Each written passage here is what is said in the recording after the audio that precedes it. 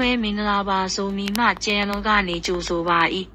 ကမ္ဘာနိုင်ငံများစိတ်ဝင်စားတဲ့နိုင်ငံအစ္စရေးနဲ့အီရန်သတင်းများတင်ပြသွားမည်ဖြစ်သည်အစ္စရေး၏လေကြောင်းတိုက်ခိုက်မှုများအပေါ်အီရန်ကဒုံးကျည်ဖြင့်တုံ့ပြန်နျူကလ িয়ার လက်နက်ထုတ်လုပ်မှုတားဆီးရေးအတွက်အစ္စရေးကအီရန်အားစစ်ရေးအကြီးအကျယ်လေကြောင်းတိုက်ခိုက်မှုကိုပြုလုပ်ခဲ့သည်ထိုတိုက်ခိုက်မှုအပြီးယနေ့နံနက်ပိုင်းတွင်အီရန်နှင့်အစ္စရေးတို့သည်တစ်ဖက်နှင့်တစ်ဖက်လေကြောင်းနှင့်ဒုံးကျည်တိုက်ခိုက်မှုများပြင်းပြင်းထန်ထန်လှုပ်ဆောင်နေကြကြောင်းသတင်းရရှိသည်အီရန်မှပစ်ခတ်သည့်ဒုံးကျည်များသည်တဲအပစ်နှင့်ဂျေရုဆလင်၏ကောင်းကင်ယံတွင်တလှည့်ဖြတ်တန်းကလေကြောင်းသတိပေးသံများဆူညံခဲ့ပြီးဒေသခံများကလည်းဘေးကင်းရာခိုလုံရေးစင်တာများသို့ထွက်ပြေးခဲ့ကြရသည်အစ္စရေးစစ်တပ်ကလေကြောင်းရန်ကာကွယ်ရေးစနစ်များကိုအသုံးပြုကာဒုံးကျည်အချို့ကိုသုံးလွှဲနိုင်ခဲ့ကြောင်းဖော်ပြသည်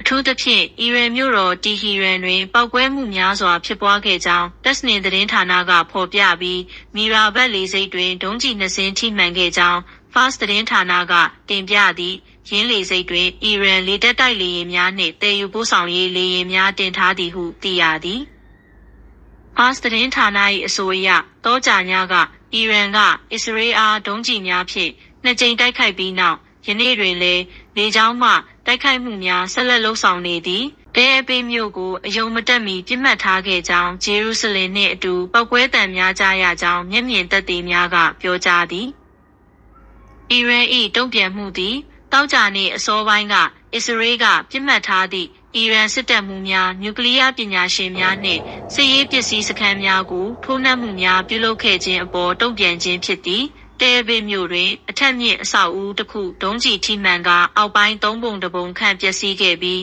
အနီးအနားရာမတ်ဂန်ဒေသမှတိုက်ခန်းတစ်ခုလည်းထိခိုက်ခဲ့သည်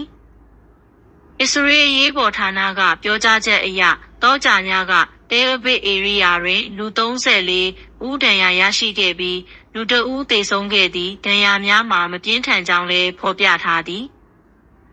ထို့အပြင်အမေရိကန်အရာရှိကြီး2ဦးကအီရန်မှပစ်ခတ်လာသည့်ဒုံးကျည်များကိုအမေရိကန်ကကူညီပစ်ချပေးခဲ့ကြောင်းသတင်းထုတ်ပြန်ခဲ့သည်အစ္စရေးစစ်တပ်ကလည်းအီရန်ကပစ်ခတ်သောဒုံးကျည်စုစုပေါင်းသည့်100အောက်သာရှိပြီးအများစုကိုပစ်ချနိုင်ခဲ့သည်ဟုပြောကြားသည်သို့သောတဲအပစ်အနီးရှိအဆောက်အဦအချို့မှာထိခိုက်ခဲ့သည်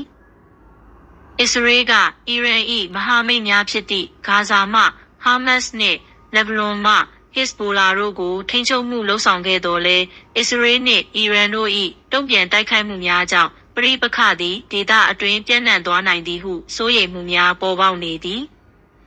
အစ္စလာမစ်သမ္မတနိုင်ငံဖြစ်သောအီရန်သည်အစ္စရေး၏လက်ရှိတိုက်ခိုက်မှုများအတွင်းအမေရိကန်မှပါဝင်နေသည်ဟုဆွဆွဲချက်ပြုထားကြောင်း CIA သတင်းဌာနကဖော်ပြသည်အီရန်၏ဆွဆွဲချက်များကိုဝါရှင်တန်ကညှင်းဆိုခဲ့ပြီးအီရန်ဘက်မှခေါင်းဆောင်ကြီးအယာတိုလာအလီခါမေနီကတီဟီရန်မြို့ရှိအရေးပေါ်စည်းဝေးတစ်ခုအတွင်းအကျိုးဆက်များအတွက်အမေရိကန်သည်တာဝန်ယူမှုရှိသည်ဟုသတိပေးခဲ့သည်အီရန်ခေါင်းဆောင်ကအစ္စရေး၏လှုပ်ရှားမှုများသည်အမျိုးသားဘေးကင်းလုံခြုံရေးကိုထိခိုက်စေသောအပြုအမူများဟုသတ်မှတ်ပြီးဇွန်လ23ရက်နေ့နောက်ပိုင်းတွင်အစ္စရေးကအီရန်ပေါ်တိုက်ခိုက်ခဲ့ပြီးနောက်လက်တုံ့ပြန်တိုက်ခိုက်မှုများကိုအီရန်ကပြုလုပ်ခဲ့သည်ဟုပြောကြားခဲ့သည်ထို့အပြင်အီရန်ခေါင်းဆောင်ကလည်းအစ္စရေးသည်တန်တမန်ရေးအပေါ်ရှိစစ်ဆက်ညှိနှိုင်းမှုများကိုဖျက်ဆီးကာဒေသတွင်းပဋိပက္ခများကိုပုံမကျယ်ပြန့်အောင်ဆွဲဆောင်ရန်ကြိုးပမ်းနေသည်ဟုဆွဆွဲခဲ့ပြီးဝါရှင်တန်၏လှုပ်ရှားမှုများကလည်းတန်တရားပွဲကောင်းမှုအလွန်အကျွံဖြစ်လာပြီဟုဝေဖန်ခဲ့သည်ဤအခြေအနေများကြောင့်ဇွန်လ15ရက်တွင်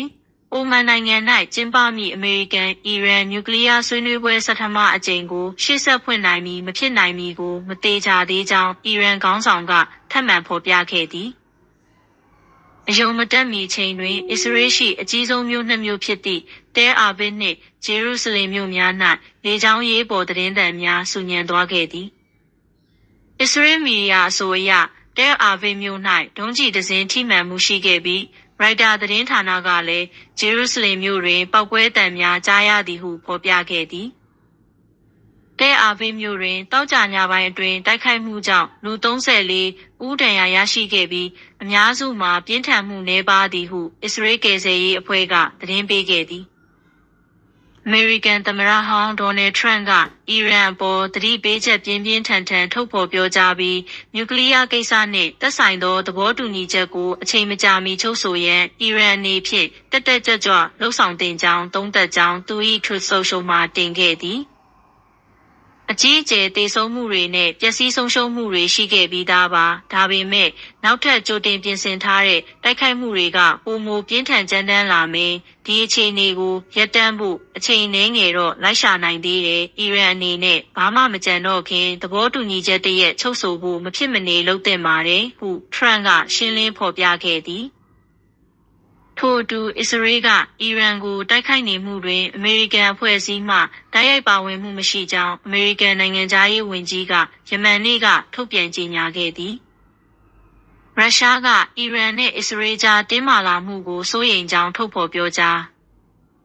အီရန်နဲ့အစ္စရေးအကြားတင်းမာမှုများအရှိန်မြင့်လာတာကိုရုရှားအစိုးရကစိုးရိမ်မိကြောင်းနှင့်ရင်းချေနေကိုကန့်ကွက်ကြောင်းရုရှားသမ္မတဗလာဒီမီပူတင်၏မိသားစုသတင်းပြောခွင့်ရှိသူဒီမီထရီပတ်စကော့ကဇွန်လ23ရက်နေ့ကပြုလုပ်တဲ့အွန်လိုင်းသတင်းစာရှင်းလင်းပွဲတစ်ခုမှာပြောကြားခဲ့သည်အစ္စရေး၏လေကြောင်းတိုက်ခိုက်မှုများနှင့်ဆိုင်သောအသေးစိတ်အချက်အလက်များကိုရုရှားသမ္မတပူတင်ထံသို့ကာကွယ်ရေးဝန်ကြီးဌာနနှင့်ပြည်ပထောက်လှမ်းရေးဌာနတို့ကအစီရင်ခံစာပေးပို့ပြီးဖြစ်ကြောင်းလည်းပတ်စကော့ကဖော်ပြခဲ့သည်အဆိုပါတင်းမာမှုသည်ယခင်ကထက်ပိုမိုပြင်းထန်ပြီးအရေးတကြီးအခြေအနေသို့ရောက်ရှိလာသောကြောင့်ရုရှားအစိုးရ၏တိတိကျကျသဘောထားကိုမကြာမီနိုင်ငံခြားရေးဝန်ကြီးဌာနမှတရားဝင်ထုတ်ပြန်မည်ဖြစ်ကြောင်းလည်းပတ်စကော့ကထပ်မံရှင်းလင်းပြောကြားခဲ့သည်ရုရှားမှာခေတ်မီဆုံးနျူကလ িয়ার လက်နက်95%အထိတပ်ဆင်ပြီးသားဖြစ်ကြောင်းပူတင်ထုတ်ဖော်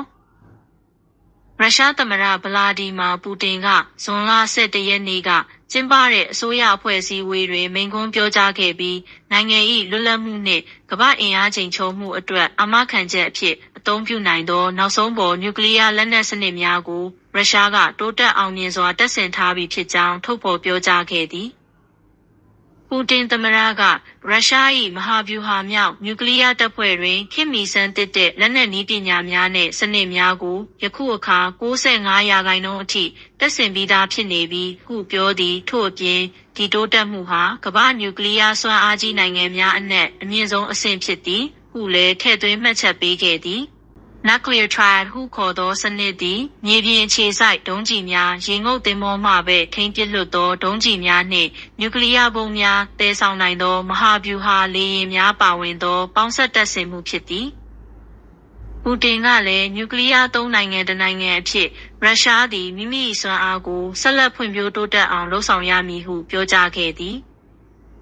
နောက်ထပ်ရှင်းလင်းချက်တစ်ခုအဖြစ်ရုရှားလေတပ်ဗိုလ်ချုပ်ကြီးအန်တိုနီကိုတွန်ကလည်းအမေရိကန်၏မဟာဗျူဟာကွပ်ကဲမှုအခြေအနေနှင့်ရုရှား၏အားသာချက်များနှိုင်းယှဉ်ကာထိန်းချုပ်မှုစွမ်းအားအကြောင်းအစည်းအဝေးတွင်တင်ပြခဲ့ကြောင်းသိရသည်အားလုံးပဲကျေးဇူးတင်ပါတယ်ရှင် like subscribe ခေါင်းလောင်းလေးနှိပ်ပြီးဆက်လက်အားပေးကြအောင်နော်